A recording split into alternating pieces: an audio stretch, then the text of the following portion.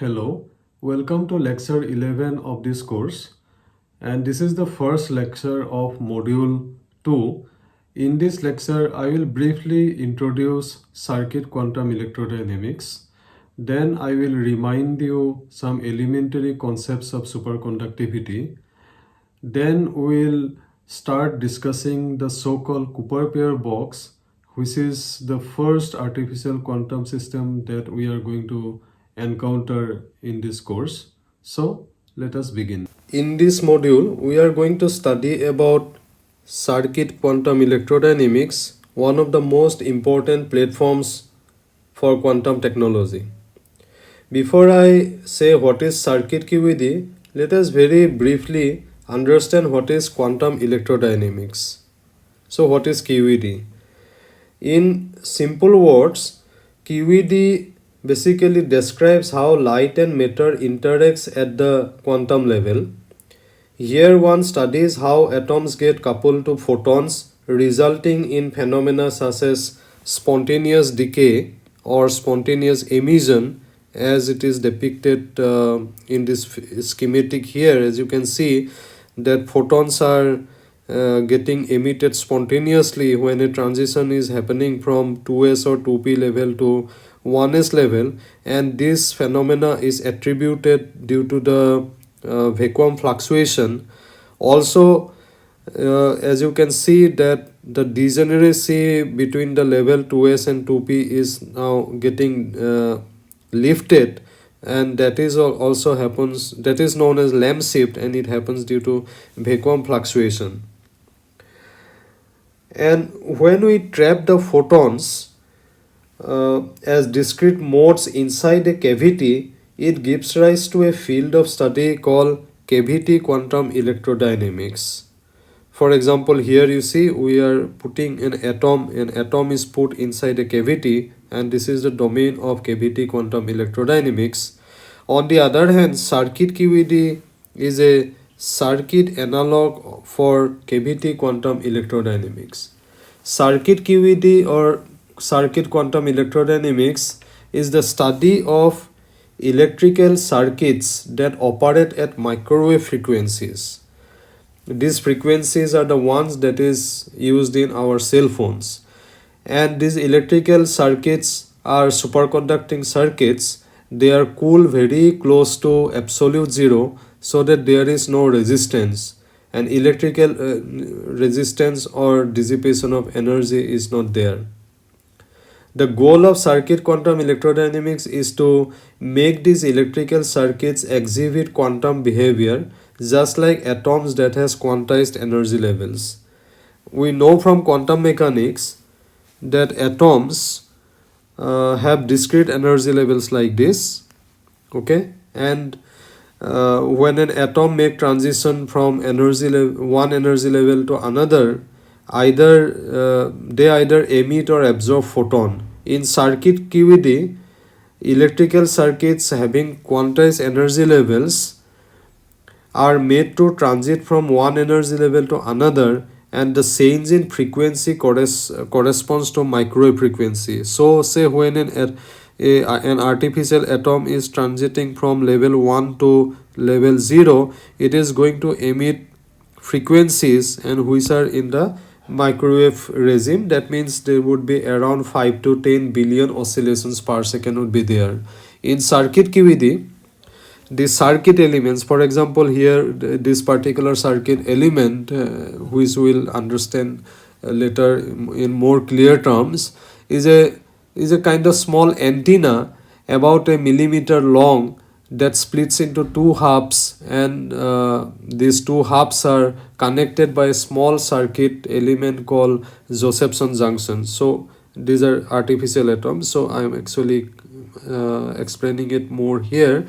So this particular section, as you see here, this one, it's an artificial atom, and it's made up of actually two superconductors generally made of aluminiums, and there is a gap between them, and there is a insulating layer, and it is made of aluminum oxide, and this is through which tunneling can happen. And tunneling happens in terms of Cooper pairs, because the electrons in superconductor are always exist in pairs known as Cooper pairs, and these Cooper pairs can tunnel from one island to the another island. Another thing that should be kept in always in mind is that generally the quality factor of the structures are on the order of 10 to the power 3 to 10 to the power 6. What does that mean is that means the photons, the microwave photons, can travel up to 10 kilometer while in the resonator. Now in a superconductor, as I said, electrons travel in pairs called Cooper pairs without any electrical resistance. And the Josephson junction is a small barrier that facilitates tunneling. Here, this is the Josephson junction here, that facilitates tunneling of electrons from one half of the antenna to another half due to quantum mechanics. In the ground state of these artificial atoms, there is very little of this back and forth motion between from one island to the another island. However, in the excited state, there is more and more back and forth motion. In this artificial atom, in this electrical circuit, back and forth motion of the Cooper pairs correspond to excitations.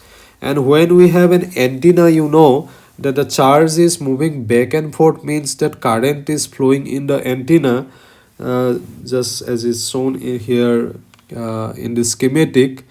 And this implies that it can radiate radio waves just like the antenna in our cell phone. These radio waves are photons.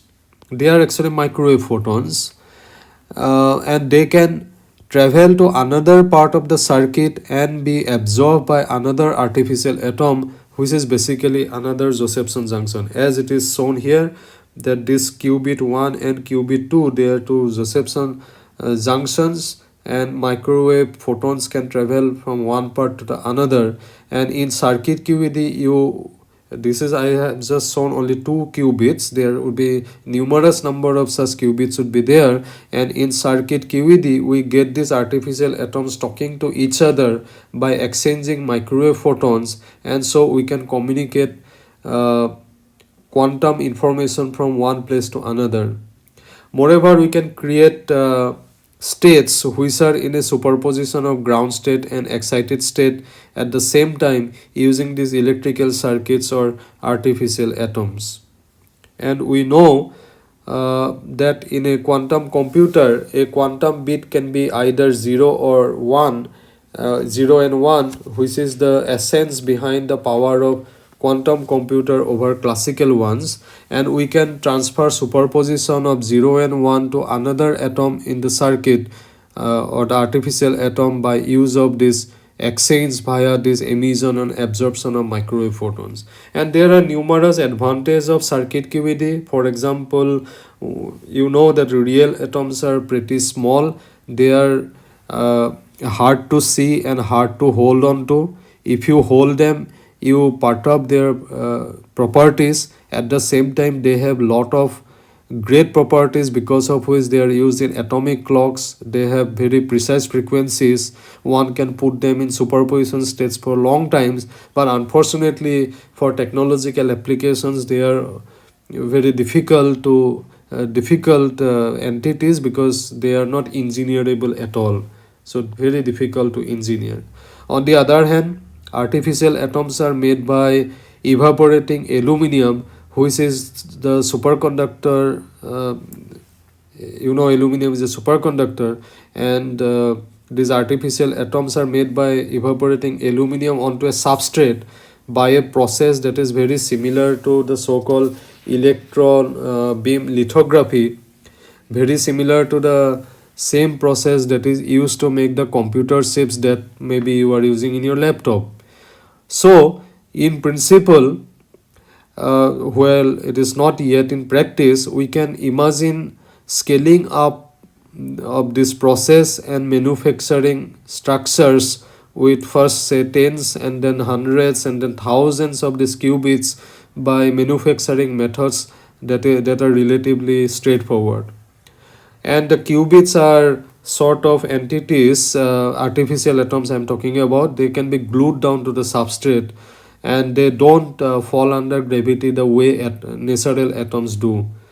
We can engineer their properties as per our requirements, and clearly they are much more engineerable than ordinary atoms or ions. So these are the major advantages of circuit QED. You can have a actually detailed discussion you can find in this particular paper about the theory, which anyway we are going to build up in this module, and this is a landmark paper. In the meantime, all of us already know that superconducting circuits are one of the most promising candidate for quantum computers because of this recent IBM as well as Google computer, in particular the Google computer all of you are aware of. So now let us have a very brief discussion on this particular topic and the role of superconducting circuits in this new kind of quantum computers. In 2019, scientists at Google claimed that they have achieved the so-called quantum supremacy. That is, they have made a quantum machine which could perform a calculation that would be practically impossible for a classical machine. Google's algorithm runs on a computer chip composed of 54 qubits, and each qubit made of superconducting loops. However, there's a caution, by the way, that this is a tiny fraction of the 1 million qubits that could be needed for a general purpose machine. Still, it was considered to be and hyped as a great achievement, and indeed it was a great achievement. Anyway, you know that quantum computer works in a fundamentally very different way that from the classical machines. A classical bit is either 0 or 1, but a quantum bit or a qubit can exhibit or it can exist in multiple states at once at the same time.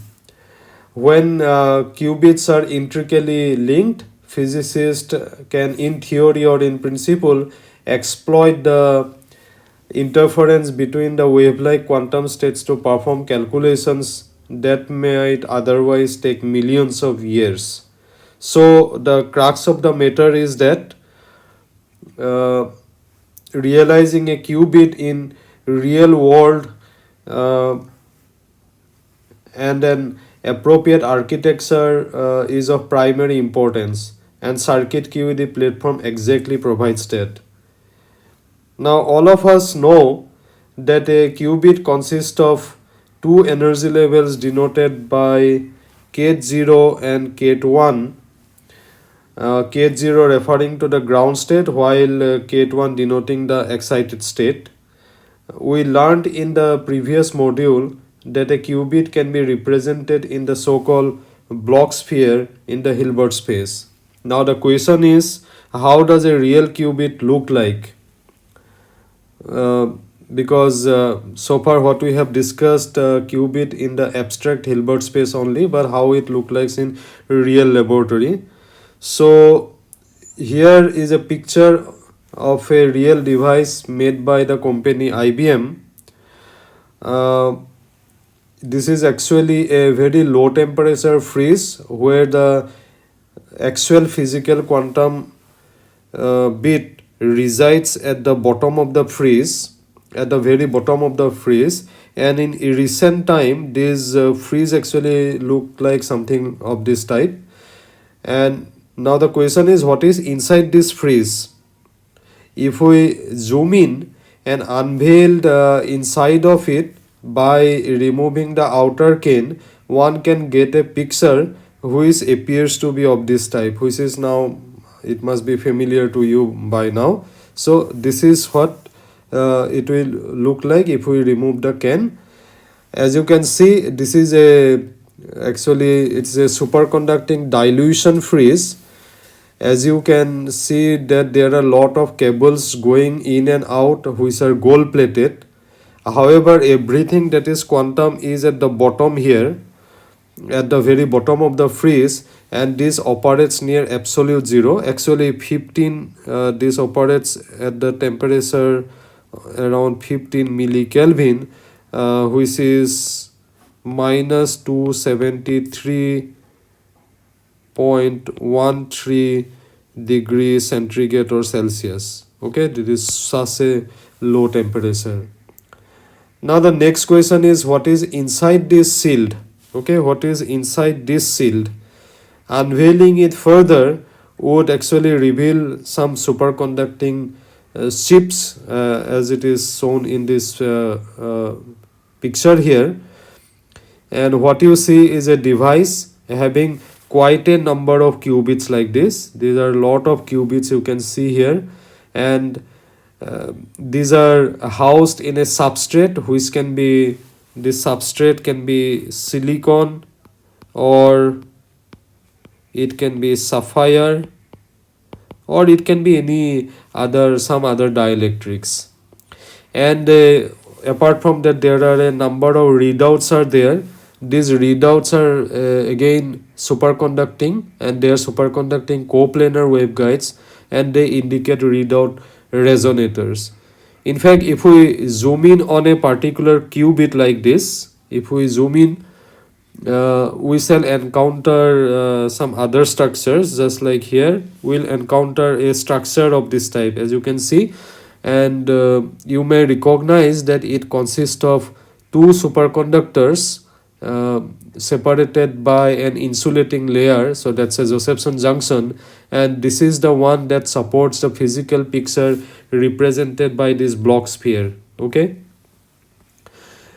at the end of the day, these are typically, actually really, these are microwave, electromagnetic microwave oscillators, and they could be represented by circuits, as it is represented by this diagram here. And in fact, they are going to be quantum circuits, and we'll see later that we can write a Hamiltonian to represent the system. Okay, this is what we are going to work out later in the module. Now let me pause for a moment and ponder why we need the circuit to be superconducting in the first place. Well, we know that when we have something on a chip, we need to deal with currents and voltages, and if we have a superconductor, we will not have to worry about losses, and we can hope to study quantum mechanics in such systems. We would have coherent quantum evolution. By the way, we don't need knowledge of superconductivity at all in this course. However, having some idea still may be very satisfying. So superconductivity basically implies complete disappearance of electric resistance in various solids when they are cool below a critical temperature known as the transition temperature, and this transition temperature varies from material to material. And superconductivity was discovered by Kamerlingh Onnes. He was a Dutch physicist. He discovered superconductivity in the year 1911, and he got the Nobel Prize for his work in 1913 for his low temperature research. What Kamerlingh Onnes found was that the electric resistivity of a mercury wire disappears suddenly when it is cool below temperature of about 4 Kelvin, and you know that absolute zero is at 0 Kelvin temperature. And he also discovered that superconducting material can be returned to normal if you apply a sufficiently strong magnetic field or a very sufficiently large current through the material. So you can read about basics of superconductivity in Wikipedia, or I have taken this from Britannica.com. Actually, in Onnes' time, scientists already learned to liquefy different gases, and they actually use these coal gases to cool other things. And Onnes asks this question, that what happens to the resistance of a metallic wire if temperature is reduced? This is the fundamental question he asked. So if I just say plot resistance versus temperature, resistance in the vertical axis, temperature in the horizontal axis. So if say temperature is getting reduced, then if I start from a high temperature and go to a lower temperature, then the resistance decreases. So let me just use a different color here. So say the resistance decreases, and this actually happens due to the reduction in the lattice vibration as the metal is cooled, and there is significant decrease in the electron phonon interactions. In some materials or metals, this resistance however saturates, actually this resistance saturates to a finite value, and if it has impurities in it, because of which scattering of electrons occur, and these occurrences are actually temperature independent. However, what Kamerlingh Onnes observed was that in his experiment, that the resistance is getting absolutely zero at a, okay, so resistance is getting absolutely zero at a particular temperature known as the transition temperature, and later on it was found that this is actually a phase transition, and this zero resistance thing is maintained even below T less than Tc, and this is and then we call the metal as superconductor. So below here we have R is equal to 0. Alright, so this is actually what Kamerlingh Onnes observed in his experiments, and one of the most intriguing or important or interesting feature of superconductor is that they can completely expel magnetic field, and I know you know it. This is called the so-called Meissner effect, or I don't know how it is pronounced, maybe Meissner effect. So what happens here is that suppose you place a normal metal like this in a magnetic field. If it is a normal metal, that means your temperature is greater than the critical temperature or the transition temperature, then the magnetic lines of force is going to penetrate the metal. Okay, and magnetic field simply penetrates the metal above Tc, transition temperature. Now the question is, what happens if temperature is lowered below Tc? Then what was observed experimentally was that the magnetic these lines of forces are completely getting expelled from the metal when it becomes a superconductor. That may, so this is what happens if we go below T less than Tc. Okay, pardon my diagram. So I hope you are getting the idea. So this happens owing to the fact that electric field is associated with magnetic field. Suppose a changing magnetic field, and which gives rise to some kind of eddy currents in the sample the surface, and because it is a superconductor and there is zero resistance, these currents will be very strong, and they will be always in a direction such that they will oppose any change in magnetic field, or that give rise to the magnetic field. In other words, the superconductor acts like a perfect diamagnetic material. Okay, and actually either you can have a metal which is already cooled below T less than Tc, and then you switch on the magnetic field, or say you already have switched on the magnetic field and you have this metal, but then now if you just cool it, if this is, suppose this is a normal metal now, it is T greater than Tc, but say you now reduce the the temperature of this metal, then it becomes a superconductor, and when it becomes a superconductor, this magnetic lines of force is now going to get expelled. So that means the final state of the metal is independent of the path, actually, whatever, whether you switch on the magnetic field first, or you cool the metal first, okay, vice versa, whichever the path, it doesn't matter. So this behavior is going to be exhibited, and that's why it is called a real phase. However, I think please note that the superconductor can withstand magnetic field up to a certain limit only. That means if the strength of the magnetic field is too strong, okay, let me write here, if B is too strong, then superconductivity may actually, conductivity may get destroyed, okay, may get destroyed. So the metal would no longer be a superconductor. That means the magnetic field will be able to penetrate the metal, and it will no longer be a superconductor. So that means that there is a critical magnetic field beyond which superconductivity cannot be obtained, which I can actually show it in a diagram. So as you can easily understand that suppose I plot temperature versus this external magnetic field here, okay, critical magnetic field.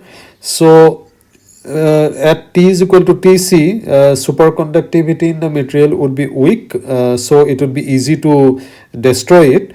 So but if we go far below Tc, right, in this region here, the superconductivity will be very strong, and you will require a very, very strong magnetic field to destroy it. So therefore the plot would look like this. So you will need a strong magnetic field to destroy superconductivity. So in this particular region here, it is actually called the superconducting region. Okay, so what you need, more stronger magnetic field is required if you okay, this is what is your superconducting region. So more and very strong magnetic field is needed if you want to destroy superconductivity at far below this temperature, far below the critical or the transition temperature, and the quality of the superconductor is better at very low temperature. So but these are the general stuff we know about superconductivity, but for this particular course we just need to a little bit of knowledge of the BCS theory, actually not the full theory, we just need to know some of the results. So let me now talk about BCS theory, which gave the first explanation of a rigorous explanation of actually what goes on a superconductor. So now I will briefly discuss the so-called BCS theory. And as you know that the superconductivity was discovered experimentally in the year 1911. So 1911 experiments, but theory was there, but the rigorous quantum mechanical and correct theory was given in the year 1957 only, and this theory is called this BCS theory, and it was given by three people, three scientists. They are Bardeen, Cooper, and Schrieffer. Okay, these three gentlemen, and they got the Nobel Prize for this their work in the year 1972. They got the Physics Nobel Prize. I will just tell you the key observations of this BCS theory. Firstly, the Cooper actually realized that even though the electrons have Coulomb repulsion, there is a slight tendency towards attraction between two electrons due to the presence of phonons. And you know that these phonons are basically quanta of vibrations, and because of phonon interaction, two electrons are glued to each other. Two electrons, this is key observation, two electrons are glued to each other due to phonon interactions primarily, and thereby they form a pair, and this pair is called Cooper pair. And because this actually now these electrons travels inside the superconductor in the form of Cooper pair, and as it is a collection of two electrons, the charge of a Cooper pair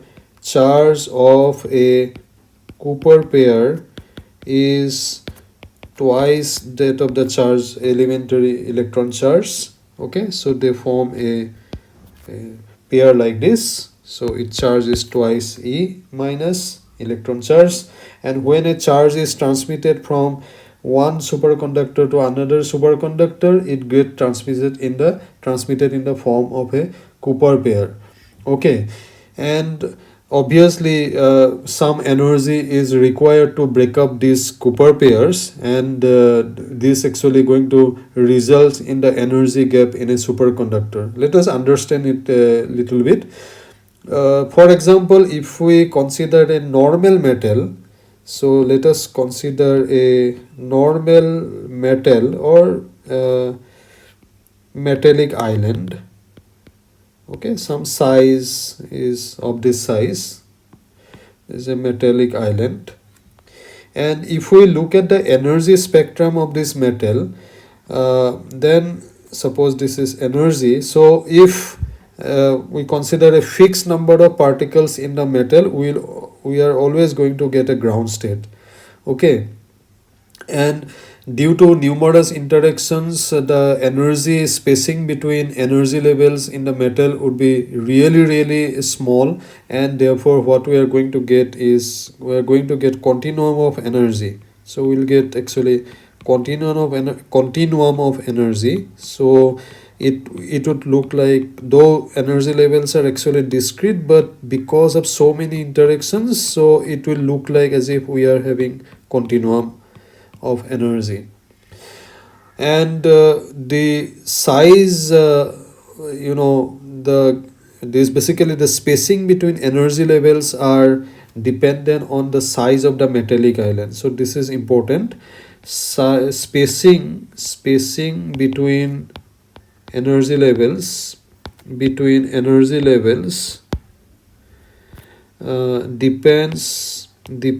on the size of the metallic island. Okay, so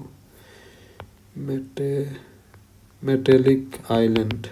In fact, as you go on increasing the size of the metal, quite clearly the interactions are also going to increase. So therefore this gap between the ground state and the excited state is also going to decrease. So it will look like a continuous continuum.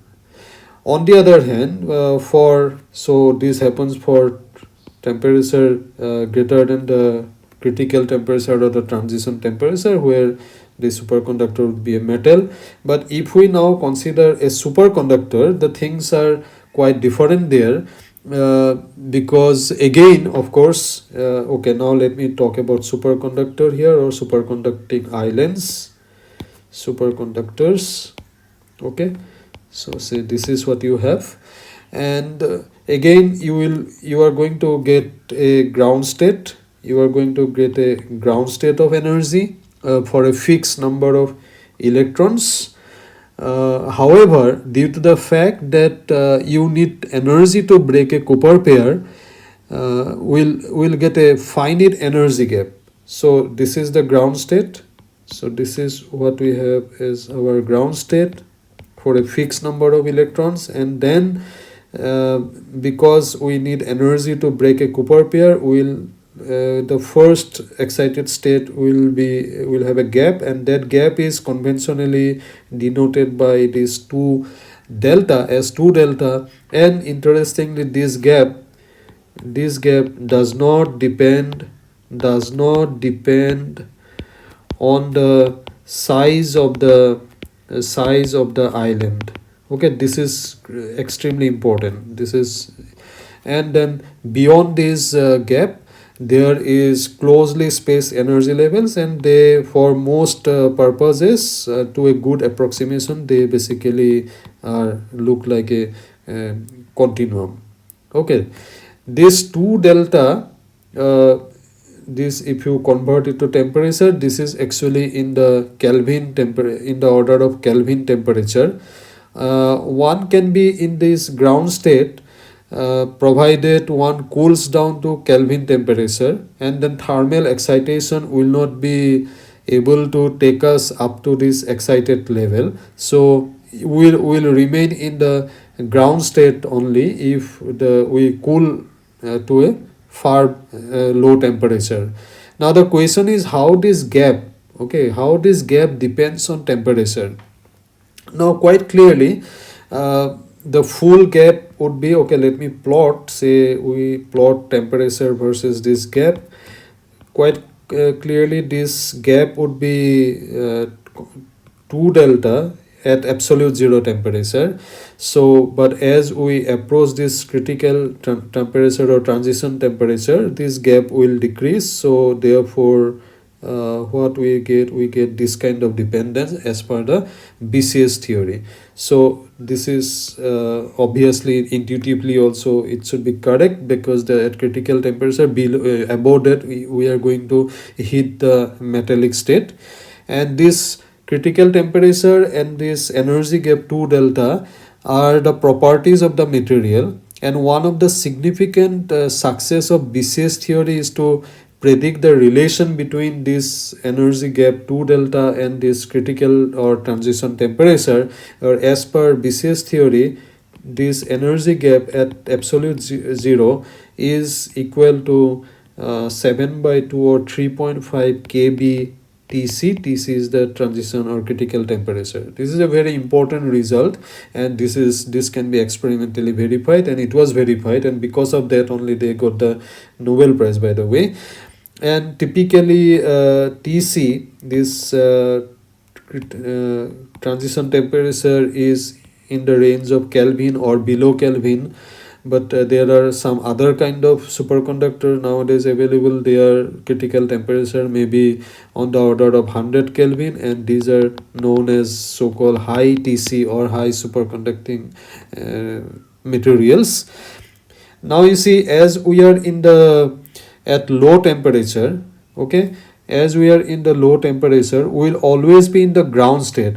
And the trouble is that it is only a single energy level, so it's not a two level system at all. So it is of no use for us. So we need to get a 2 level system, and we can get we can actually get to that by putting another so we have this superconducting island here, and if we put another superconducting island nearby this one, our original one, then Cooper pair may tunnel from one superconductor to another superconductor, giving us a new degree of freedom.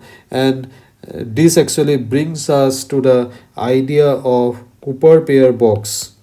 This gives us the Cooper pair box, which is of extreme importance for us, and we are going to discuss it now. So Cooper pair box, or in short notation we'll say CPB, is basically two superconducting island, as I said, two superconducting islands separated by some finite distance.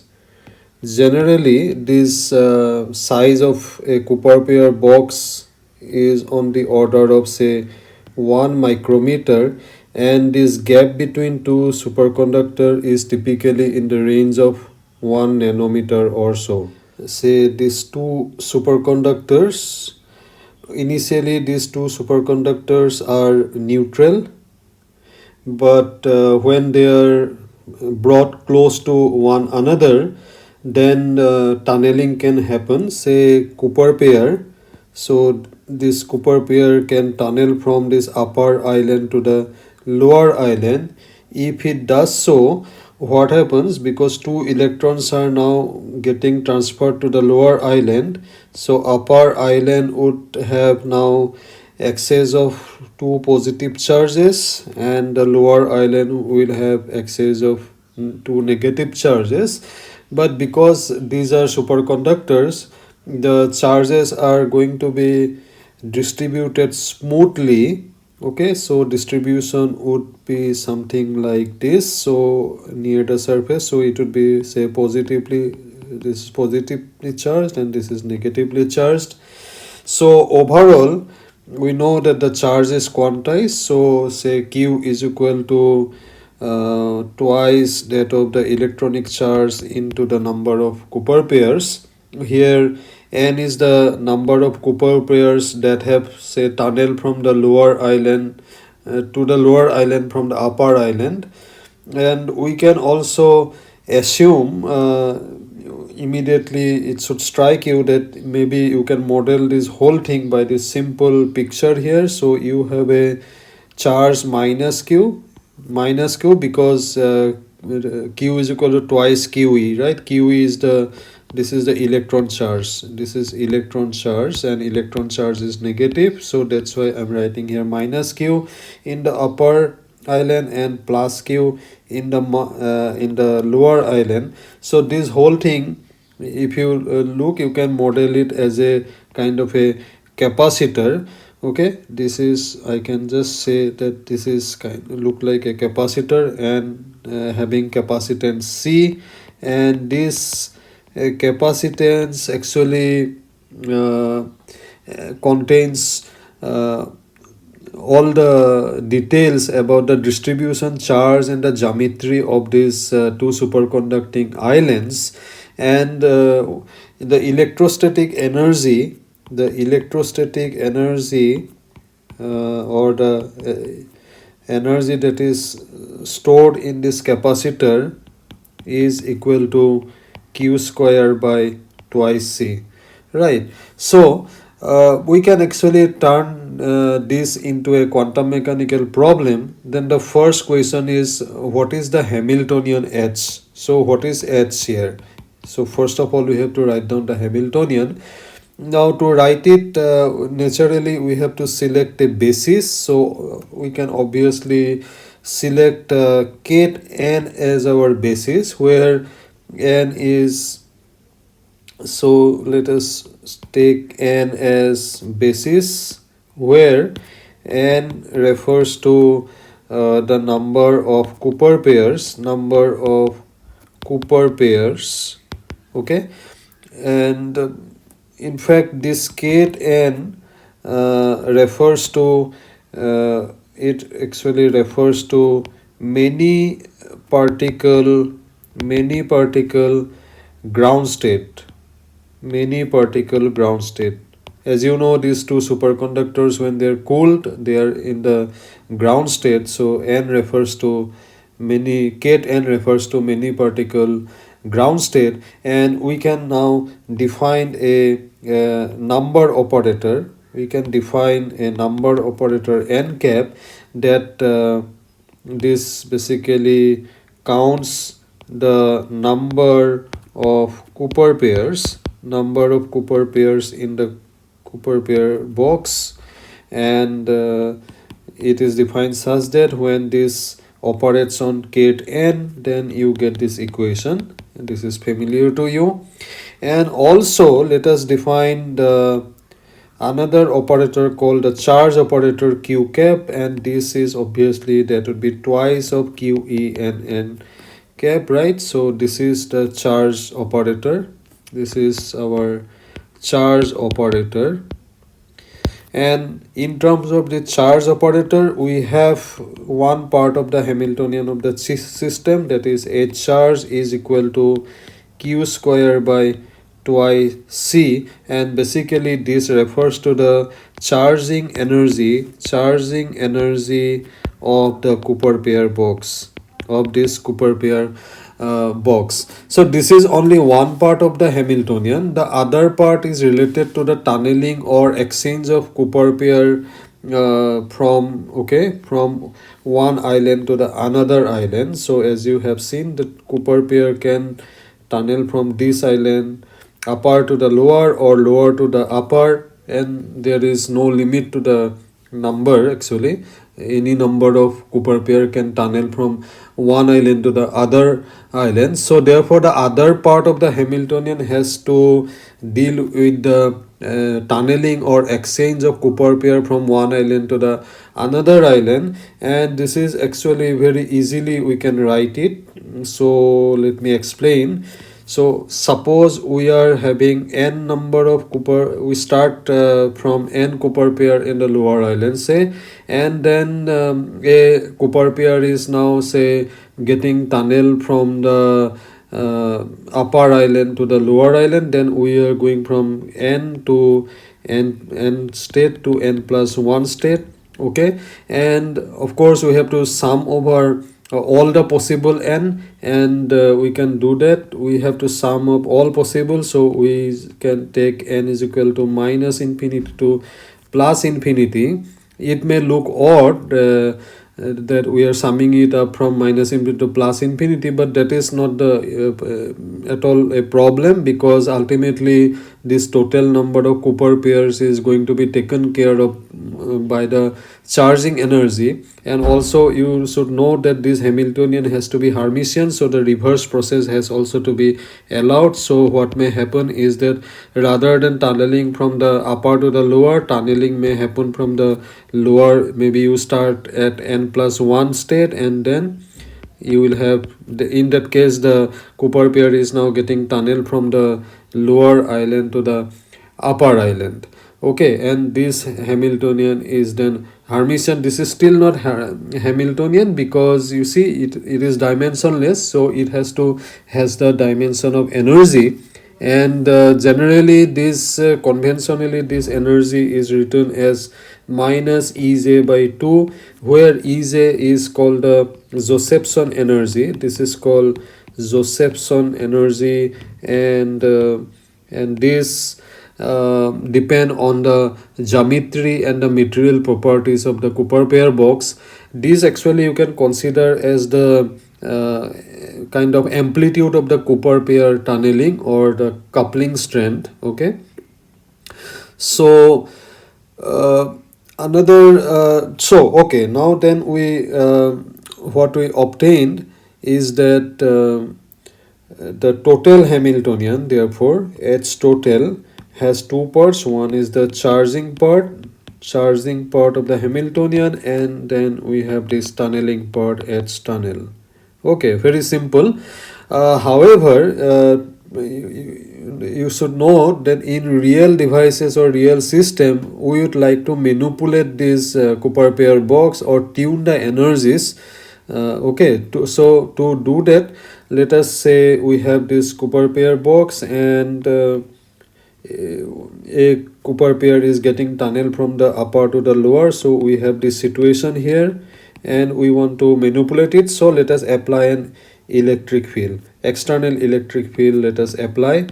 Okay, so to do that, generally what is some metallic electrodes or pieces are put here, so that we have this we can have an external electric field we can apply from outside. So this is E external.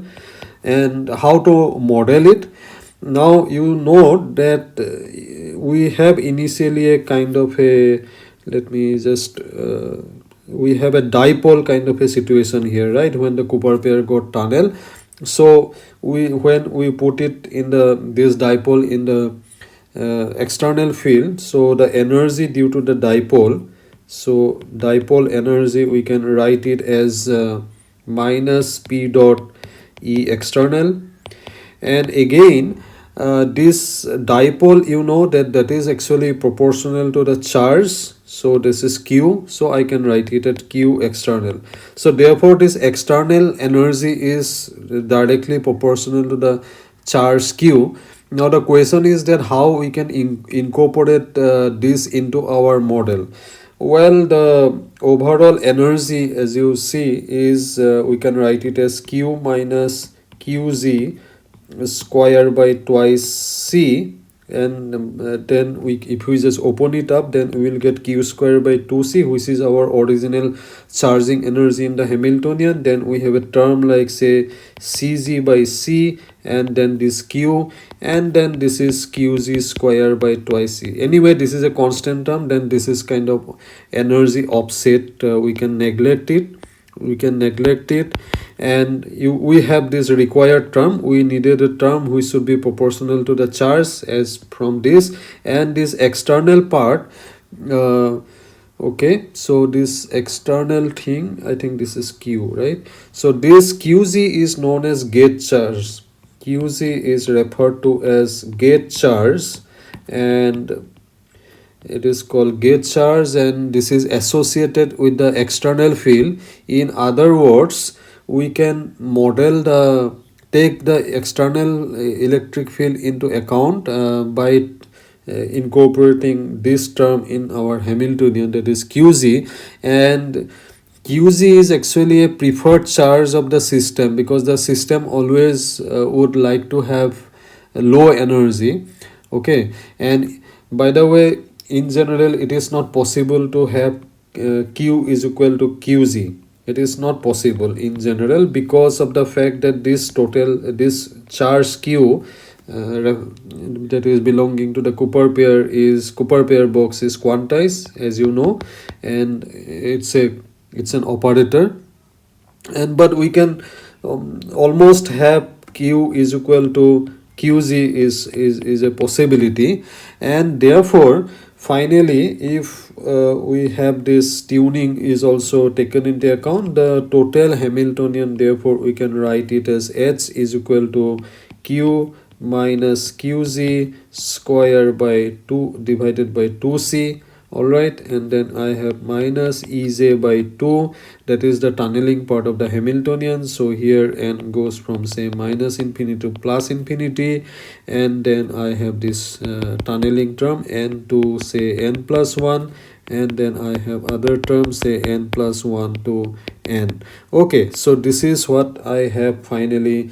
We have finally this Hamiltonian for the Cooper pair box. Now our next job is to find out a way how to solve it, and not only that, how I can actually convert this whole thing into a two-level system. So let us do that. To solve the Hamiltonian, as a first step, let us neglect the second term in the Hamiltonian, which refers to the tunneling part, and we are going to consider it as a very small perturbation. So in the first step, at first we will consider the charging energy part of the Hamiltonian only. So in step 1, we will just consider this term, the charging part of the Hamiltonian, which is q minus qg square divided by twice c.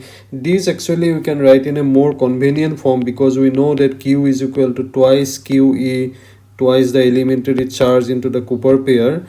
Okay, and if we define qg is equal to twice qe in the similar line as nz, you recall that this qg is the gate charge, and we can write it in terms of gate voltage and a gate capacitance like this. And this gate voltage is related to the external electric field by which this Cooper pair box can be tuned, and that's how we can say this nz is related to the gate voltage, and therefore nz, this parameter, is a controllable parameter. So in terms of this definition, we can write this Hamiltonian as 4qe square divided by twice c n minus nz square.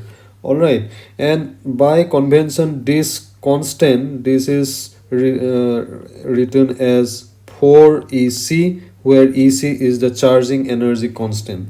So now another thing you can notice is that for every n, there is a finite value of the charging term. Okay, so this charging operator is diagonal. This is diagonal in the n-ket basis. This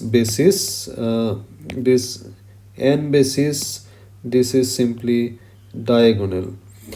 Okay, now what we are going to do, we are going to plot this charging energy, as 4 EC n minus nz as a function of this controllable parameter capital NG, and we will keep this Cooper pair as a fixed quantity. This is fixed, but this NG is a controllable or tuning parameter. So if we do that, we are going to get a plot like this. Here this red one refers to the case where n is equal to 0, and as you can see from this expression here, then this is a parabola, and this parabola would be centered around nz is equal to 0. Okay, nz is equal to 0. And if we now take n is equal to 1, that is the parabola referring to the this blue color, and this would be centered around nz is equal to plus 1. Okay, and also you see that this parabola, this blue parabola, is going to intersect the parabola n is equal to 0 at nz is equal to plus half.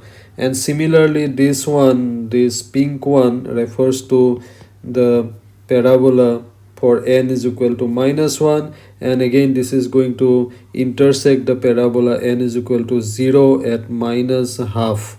Alright, in fact n is equal to minus half physically means that there are more number of Cooper pairs in the upper island. Okay, this way in fact we can go on and on for various values of capital N, and we'll get an array of parabolas. Now if the tunneling term is 0, the ground state energy as a function of NG simply refers to the lower branch. For example, if say NG lies between